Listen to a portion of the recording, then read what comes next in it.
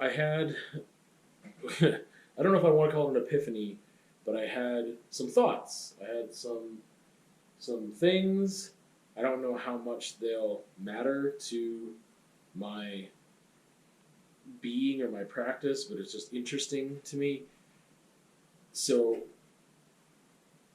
I think that the past couple weeks again have been like have been under extreme stress and anxiety for extended periods of time. And it got to a point where I felt like life was unmanageable. And I was like, just how? How is this supposed to continue?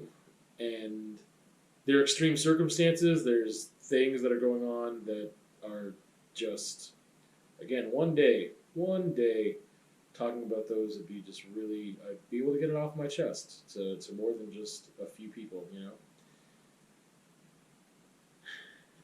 And yeah, but they're just things that are not just run of the mill, regular stressors in my life. These are extra things. And I had a breakthrough moment where I was like, something clicked. And I was like, oh, I got it. Like, I learned it. Like, I figured it out. Like, I know how to do that thing now. That would be helpful for everybody. And part of it was just, this is so dumb. And I don't want to get too much into this part of it. Maybe I can talk about that in another conversation. But it was about, anger doesn't help anybody. And I don't think, maybe there's nothing to get into there. Like, it's the difference between theory and practice for me. I feel like I self-analyze a lot. I reflect a lot. That doesn't mean that I put those things into practice right away. It may take months, if ever, or years, or whatever, of me knowing the right thing, talking about the right thing, trying to put the right thing in place, and it just not clicking. But once it does click in, then usually for me, it's like, okay, we're in, I got it, we're good. I learned the thing, and now I can apply it consistently. It's kind of like it doesn't click at all, and then once it does, it's usually pretty solid. So whatever the thing is in this circumstance. So one of the things with just like with parenting and just interactions with certain people, that it's just like me being angry about this thing, even though right now I am frustrated, I am upset, I am angry, that expressing that in that way isn't going to help any learning happen. It's not going to help any education. It's not going to help things get better. So there's no point in doing it. So I need to chill out first or whatever. That was one of the things that I learned. But the other thing was that, so with my just being under that much anxiety over things, we were trying to get some information. We weren't getting information from the sources that could give us the information in multiple ways. There's two different sources that we needed this information to come from, and we weren't getting them. And one of them is just, there's an entity that has access to information that they could easily give us, and it would be perfectly helpful. And in most cases, with most institutions of this nature, it would be automatic and it would make sense. It would be like, oh yeah, we want you to be able to help, figure this issue out. So we need to give you the details. But this specific institution, not this type of institution, but this very specific one, is really malicious and incompetent, both. And so they just don't do a lot of the things that they could be doing, that they should be doing. And I'm just getting anxious thinking about it because that part isn't over yet. Either way, we were trying to get information from the other source that we could get because there was an incident, there were things that happened. I know this is all super vague, but the point is that it's applicable to more than this situation. So I was really anxious. And we had some bullet points of these are the things that happened, and that's where it ended. And we didn't have any details. So it's like, okay, so this looks really bad. This looks really, really bad, but we don't have any other information. And then we tried to get that information from multiple sources, and then both those sources were unwilling to share at that time. One of them is just going to be unwilling to share because they've been incredibly non-cooperative, even in their own best interests. They're just ignoring that they could be helping, and because whatever. Anyway, the other source, I basically just started derailing and just thinking about like, hey, well, this and this and this, like I have to go with the worst case scenario because I don't have any details. that means that we got to get this done, and this is really extreme, and this is not good, and like we need to figure something out, and blah blah blah.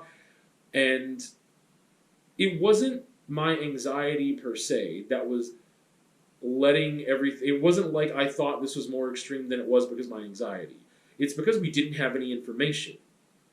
So I was not. It's not that I was ignoring the information. It wasn't that I thought the information was way more intense than it was. We didn't have enough information, and those things are there.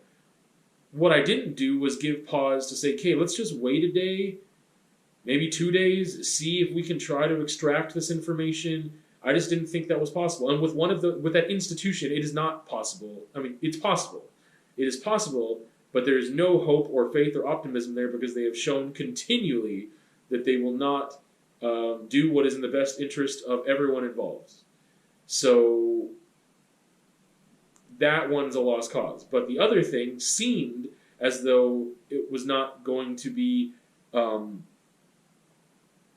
It seemed like we weren't going to be able to get that information. So we just had to go off our own assumptions and figure out the best we could what happened, what took place, and what we should be doing about it. And those things were very extreme because we didn't have any context around the bullet points. So we were actually able to try again with that one source, and that information cleared so many things up. Cleared everything up. And it made way more sense, and it was much less extreme of an issue because of that. So for me, the other thing I learned with my anxiety is like, hey, if I'm ever in that situation again, I need to just give it some time. Not so that I calm down and see the situation really for what it's for, and it's not that bad. No, if I never got the information, I think I'd still be feeling the same way. We need to do this, and this, because this is unacceptable behavior. This is like really extreme. It's dangerous. Like this is bananas. Once we got the context, okay, I was able to chill for a bit. It wasn't for lack of trying that we didn't get the context earlier, but I've already explained that. So that was the other thing I learned. Now, in addition to that, to get to what I believe is going to relate to the title of this thing, of, raw, primal, I had a title in my head hours ago and I've since forgotten it, but it comes down to just like, this was also like, this is not, I didn't do any research. These are just ideas. I'm just throwing these out there. They're not backed by any science or anything, but I think this may be applicable, wherein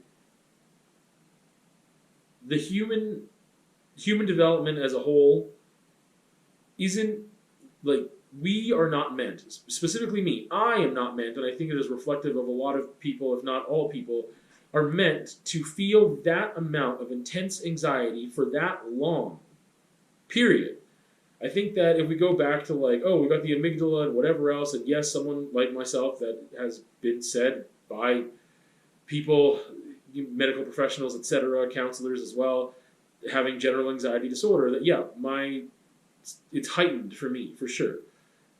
But if we go back to like old school, caveman style days, whatever you want to call them, if you were being hunted by a saber-toothed tiger or something of that nature, you would be under extreme stress. You feel like your body is, I'm going to die any minute. Now, this is where this is going to fall apart with the science. I'm assuming that you're not being hunted for 7 days straight, 5 days straight, whatever. I'm assuming that either it's going to get you, or you're going to get it, or you're going to escape to a place where you feel safe before that 5 days is up. I don't think you're going to be hunted for 5 days where you have to look over your shoulder for 5 days and you feel that you're on the brink of death for 5 days. Because if that were the case, and that was if that was the norm, I think we would have evolved over that amount of time to have mechanisms in place to help us cope with that. But basically, things were so overwhelming for me, I felt like I was going to die. I felt doom. I felt like it was so long and so bad that I felt like, well, if nothing was going to kill me, I might have to kill myself, because how can I possibly exist in this state? I can't. this is so, like this, I'm not meant to exist in this state. And that's where that got to. And I've gotten to that place very few times in my life. But I think that that amount of intense anxiety and stress and feeling as though I'm about to die is not meant to be felt for that duration of time. If it's a signal, you know, we talk about fight or flight and freeze and all that stuff, that's supposed to be temporary. I'm not supposed to be feeling like I'm on the brink of death for days and days and days. You know what I mean? That could be like oh, something is threatening my body right now, I need to act. Or it's going to get me, and then it'll be over, and then I won't have to act because I won't be anxious anymore because I'll be dead. So having that happen for that extended amount of time was just like, it just revealed to me that I was like, wait a second, it's because, like, I can't handle it because no one's meant to handle that. And which is why medications exist and things like that. This isn't a feeling that I feel often, but I was like, I'm not meant to feel that. No wonder. That makes complete sense. Of course I'm not meant to feel it. That's ridiculous. And I was thinking, like, yeah, no one's meant to. You know, like, we're not meant to do that. That's not a thing that we're supposed to feel for that long. And I was able to arrive to that first thing I talked about. I was like, oh, wait, my anger doesn't help at all. And I can just completely let go of that and be like, I was forced, it's do or die. That's the thing. I was forced to either die or do something. And I've been in that situation before, and it wasn't a conscious choice to, like, do something so that you don't die.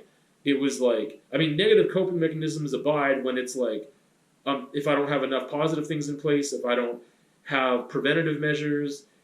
But those are usually also, like, at a medium turmoil experience, not extreme. I feel like I'm going to die for days in every waking hour and in my sleep as well.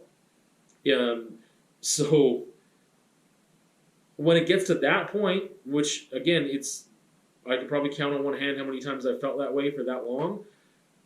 A big learning usually comes out of that because I'm not going to die. I do instead, but it's not conscious.